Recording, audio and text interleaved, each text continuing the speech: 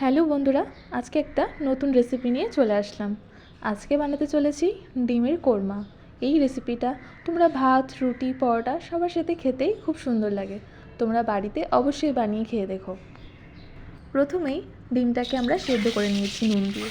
এরপর সেই ডিমের উপরে সামান্য পরিমাণ নুন আর শুকনো লঙ্কার গুঁড়ো দিয়ে মেখে ভালো মতন ডিমটাকে লাল করে ভেজে নিয়ে রেখে দেবো। এরপর ওই তেলেই কিছুটা পরিমাণ পেঁয়াজ লাল করে ভেজে বেরেস্তা বানিয়ে রেখে দেব।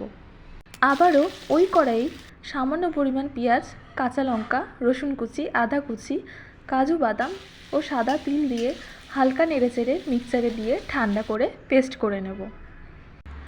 এই ফাঁকে আরও একটা পেস্ট বানিয়ে নিব, সেটা হচ্ছে ধনে, জিরে, কাঁচা লঙ্কা ও একটা টমেটোও দিয়ে দেবো। তোমরা চাইলে টমেটো দিতেও পারো, নাও দিতে পারো। আমি এখানে টমেটো ইউজ করেছি।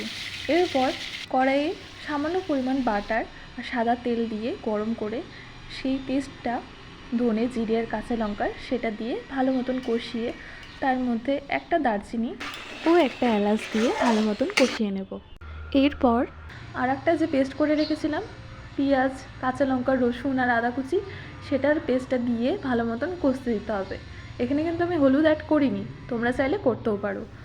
লাস্টে একটু চিনি দিয়ে আর সামান্য পরিমাণ দুধ দিয়ে আরও একটু ভালো মতন কষিয়ে নিতে হবে যতক্ষণ না তেল ছেড়ে আসছে। এরপর ভালো মতন কষানো হয়ে গেলে ডিমগুলোকে দিয়ে হালকা নেড়ে চেড়ে আর পেঁয়াজের যে বেরেস্তাগুলো করে রেখেছিলাম সেটাও দিয়ে ভালো মতন নেড়ে চেড়ে নামিয়ে রাখবো। তো ব্যাস, আমাদের এইভাবেই ডিমের কোরমা রেডি হয়ে গেল। তোমাদের কেমন লাগলো অবশ্যই কমেন্টে জানিও, আর ভালো লাগলে চ্যানেলটাকে সাবস্ক্রাইব করে দিও। তো আজকের মতো এখানেই, টাটা।